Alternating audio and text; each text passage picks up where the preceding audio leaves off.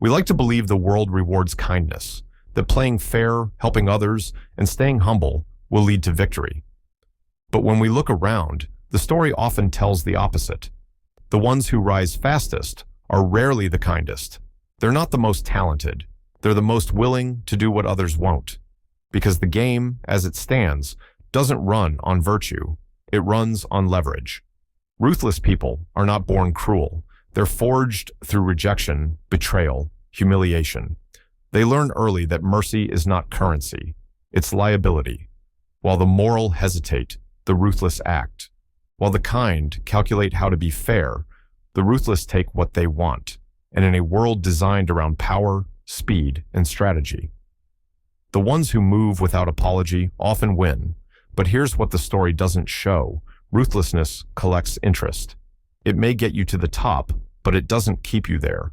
Because power without principle collapses. It creates enemies in silence. It wins the battle, but loses the war.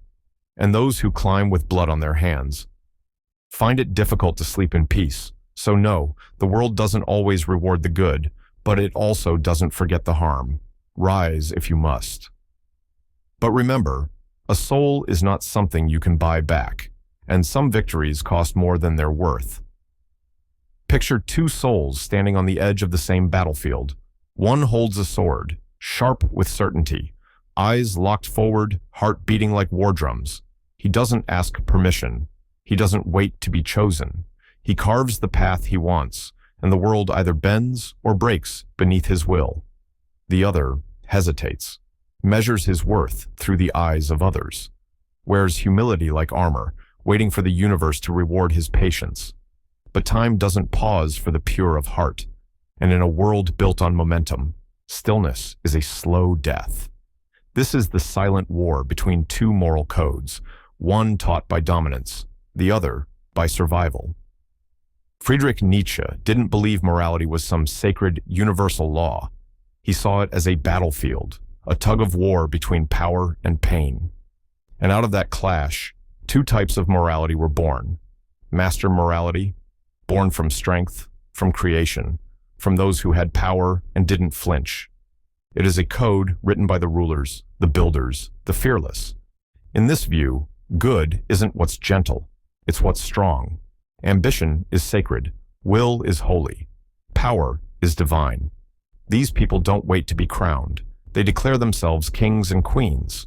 Slave morality, on the other hand, was born in the shadows. It emerged from the wounded, the oppressed, those who couldn't seize power, so they had to redefine it. Here, weakness is glorified. Obedience becomes virtue. Suffering is seen as noble. The crown is handed down, not claimed. But here's the brutal truth. Slave morality doesn't stop the rise of the ruthless. It enables it. Because while the gentle are taught to shrink, to share, to stay soft, the ones with sharp teeth and steady hands rewrite the rules. They step forward without guilt, while the kind are still asking, is it fair? And in a world that punishes hesitation and rewards audacity, you already know who wins. But this isn't about choosing cruelty. This is about understanding the game, knowing the terrain before you walk it. If you've ever felt like your goodness held you back, you're not crazy. You're just playing by rules written for someone else's survival. So the question becomes, how do you hold on to your soul without forfeiting your power? Stay with me. Imagine standing at the edge of everything you've ever known. Behind you, a world of shoulds and shame, of rules written by people who never knew your story. Ahead of you, the unknown, unmapped, unforgiving, but wide open. Most freeze at that edge, waiting for permission, praying someone says, you're allowed to be more. But the ones who rise, they don't wait, they step. This is the Übermensch, not a tyrant, not a villain, but a soul who refuses to stay small. Nietzsche called it the Overman, not because they ruled others, but because they rose above themselves, above fear, above conditioning, above the lies they were fed about what's right and what's too much. The Übermensch doesn't shrink to fit in. They expand to fit what they were born to become. They don't need validation, because they validate themselves. They don't dominate to feel powerful. They create because they are. The ruthless climb through manipulation. But the Übermensch builds. The Übermensch transcends. Their strength doesn't come from stepping on others. It comes from shedding the layers of false identity, from killing off every not enough they were ever told, and rising as something new. That's not cruelty. That's transformation. Most people are reacting to life. The Übermensch responds, with vision, with clarity, with power, not the kind handed to them, the kind they claimed by walking through the fire. This path ain't cute. It's not safe. And it's not for everyone, but if you've ever felt like the world was too small for your soul, like your spirit was suffocating under roles that didn't fit, then maybe you weren't meant to follow their path. Maybe you're meant to become the path. No crown, no throne, just you, elevated, unbothered, unstoppable. Keep walking. In a world where the ruthless rise, what does it mean to win with a soul intact? We're taught to sharpen our edge, to strike before we're struck, to play the game like war. But there's another kind of power, one that doesn't scream or steal. It doesn't trend. It builds. While the cold climb ladders of dominance, the wise build staircases no one can tear down. They move in silence, yes, but not from shame, from purpose. True strength is not the absence of emotion, it's mastery over it. Not every reaction needs release. Not every insult deserves an answer. The most dangerous soul is not the one who attacks. It's the one who sees everything and chooses peace anyway, because peace is a position, discipline is a weapon, and restraint, that's divine strategy. Kindness without boundaries invites harm, but power with no conscience, that's wrought in a golden frame.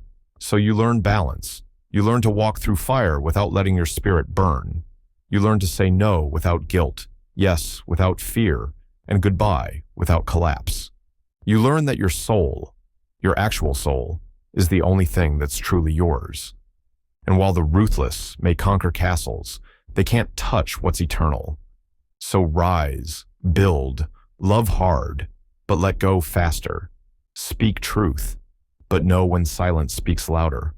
Move with grace, and don't flinch when grace is mistaken for weakness, because the strongest soul in any room is the one who doesn't need the room at all.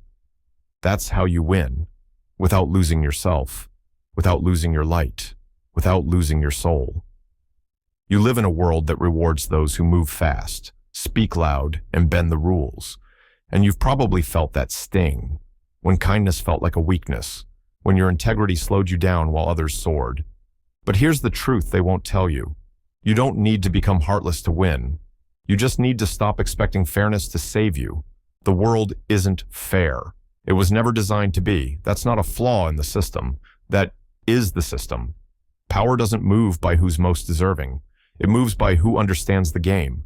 And the ones who rise, they're not the ones asking for justice. They're the ones creating leverage.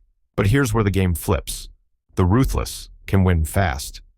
But they rarely win for long, because power built on fear crumbles when the fear fades. Power built on deception unravels when truth hits daylight. Power built on ego dies the moment no one's watching. Real power, the kind that lasts, is built by those who know how to hold vision and fire in the same hand, who lead with strategy but stay rooted in soul. That's you. You don't need to become a shark. You need to stop swimming like prey. You can master power without becoming a tyrant. You can move through broken systems without letting them break you. You can win and still look yourself in the mirror, because the point isn't just to rise. The point is to rise without leaving yourself behind. You are not here to be controlled. You are here to create. You are not here to be tamed. You are here to transform. So stop waiting for the world to reward your goodness. Start building a world where power and goodness coexist, because you lead it. This is how you win without losing your soul. Now, go write your name into history, in your own ink, your own voice, and on your own terms.